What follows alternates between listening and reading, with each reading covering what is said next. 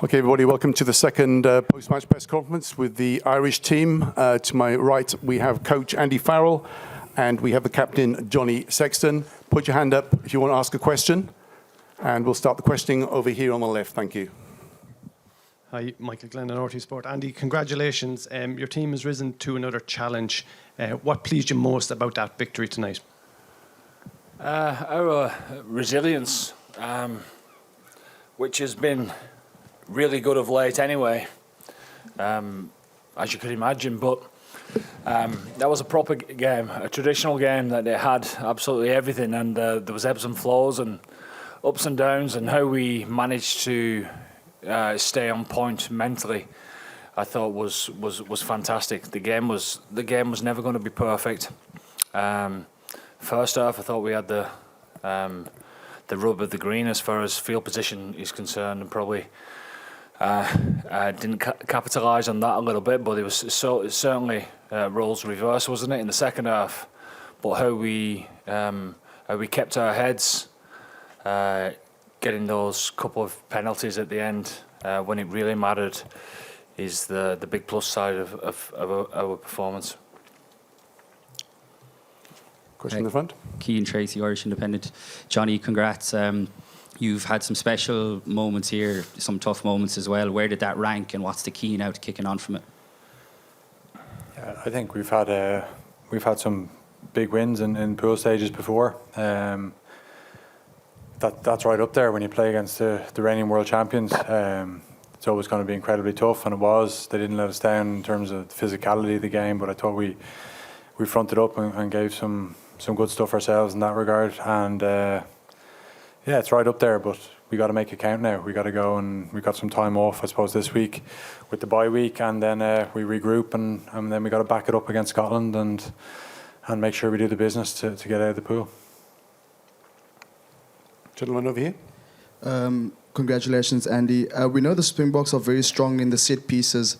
Just want to touch on the set pieces, lineouts and scrums. On the lineouts, you guys lost 3 early lineouts, and then 100% from there. And then in the scrums, you're losing 2 in the first half. In the second half, you're having 3 penalties. I mean, what are your thoughts on the set pieces, and are you pleased with today's performance, especially against the Springboks? Well, again, that's the quality of the Springboks. That's the quality of the opposition that's got to be coming. The more that we're able to stay in this competition and keep moving on. So, but keeping ourselves on track mentally and staying at it was absolutely the key. And you know, I thought our discipline certainly in the second half was very good within the line out, and you know, it was roles reversed, wasn't it, in regards to the penalty, the early engage from South Africa, and the penalty that we got on their line for us to kick the goal. So again, we stayed at it mentally and rolled with the punches, as you say, but came out strong the other side as well. Gentleman towards the back. Johnny, fly halves are always marked out for special treatment from back row forwards. It seemed like you had a lot of conversation with Peter Steftotoit today. How are you feeling, first of all, in terms of physicality? I saw you maybe holding the shoulder once or twice. And how satisfying is it to come through a physical match like that and be able to walk off as a winner after you've received some extra attention? Yeah, it was like Peter Steph's one of the best back rowers in the world, and he's made his presence known, of course. A few tackles where just passing the on the line, and he hits me. It's probably fair. You know, so there's a couple of them. So yeah, very physical game. You know, very different to the first 2 games we had, where I suppose the ball was in play a lot, and I'd say our running meters were probably higher. But today there was a lot more collisions. You know, for and against. So yeah, very tough game. You know, just so proud of the lads to front up. A lot of mistakes, just brushed them off and then went on to the next moment, and that was probably the most pleasing part. Everything we've worked on in terms of that mentality was excellent tonight. So look, plenty to work on though, and make sure we get better for the next game.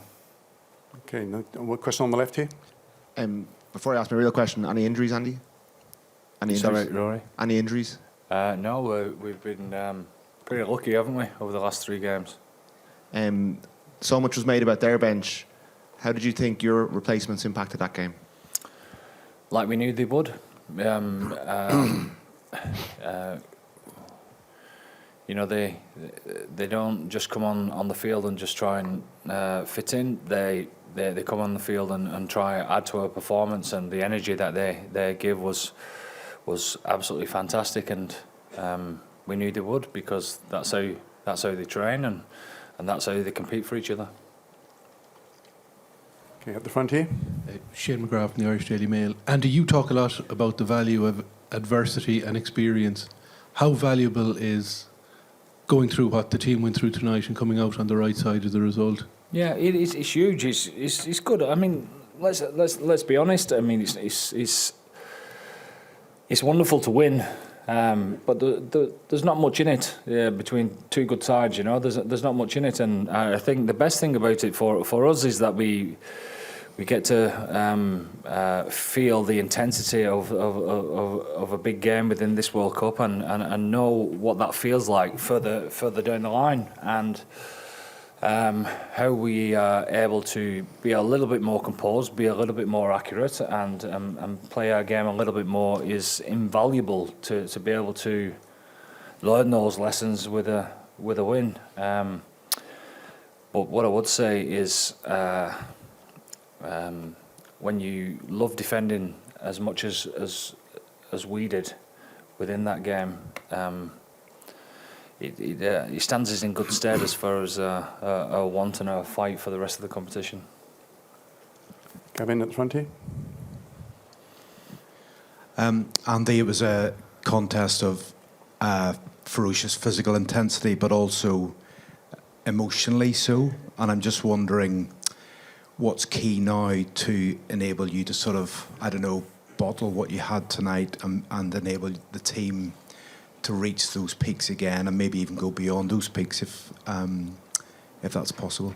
Yeah, I think as the competition goes on, we'll need to be better, because you know, there's a few bits of inaccuracies, but there's always going to be that type of thing with games like this, especially with the pressure that South Africa put on you. But we again was able to find a way. And when you say, you know, it was an emotional game, and you know, how do we bottle that? We've got very good at not getting too emotional, and making sure that we stay on task. So getting the game in like that within the pool stage is great for us.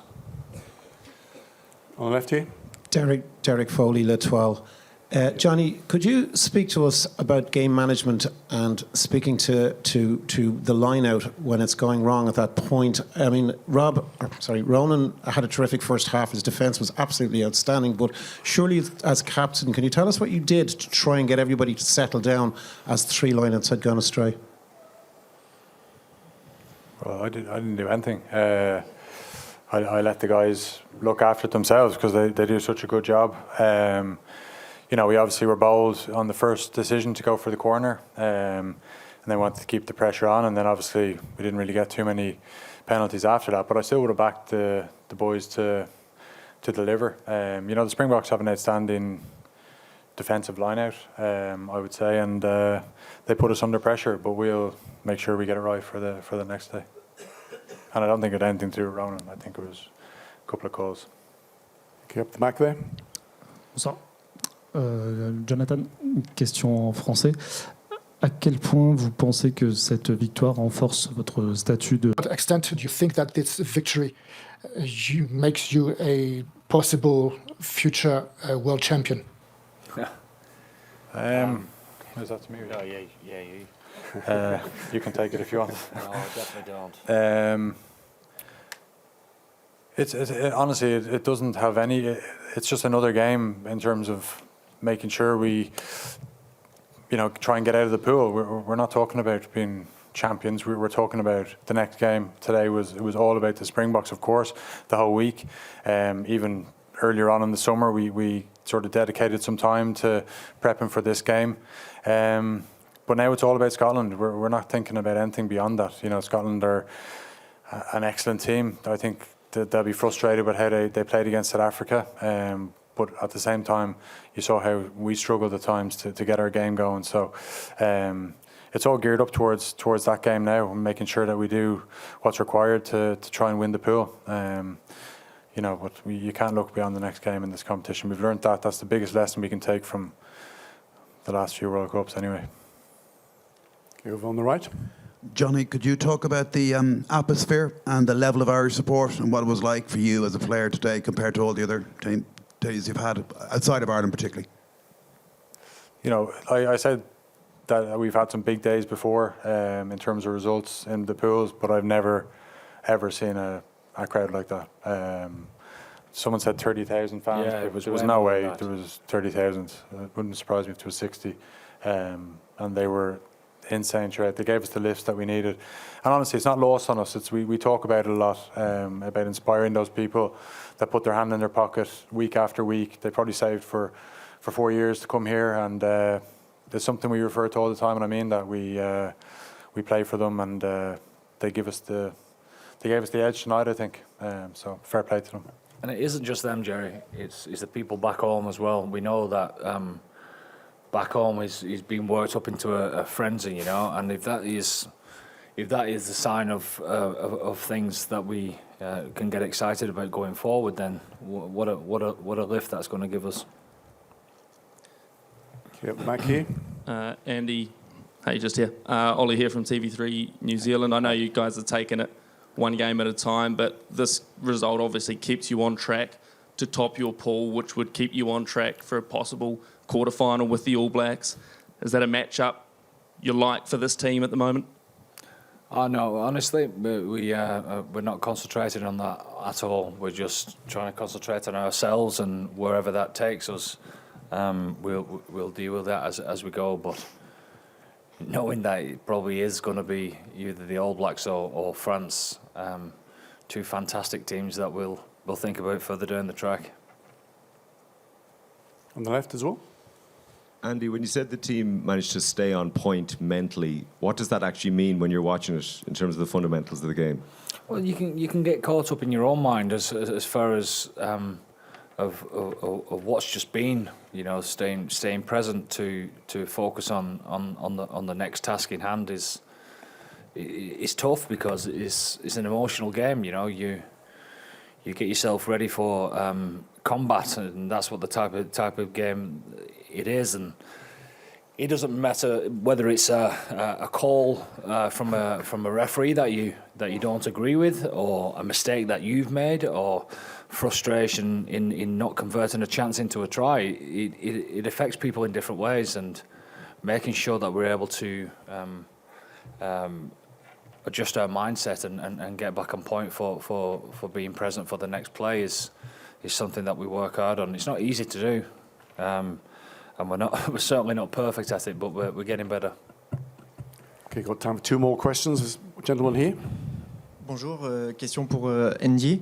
Avec cette victoire, vous semblez éviter l'équipe de France en quart de finale. Andy, with this victory, you avoid playing against France in quarterfinals. Are you relieved?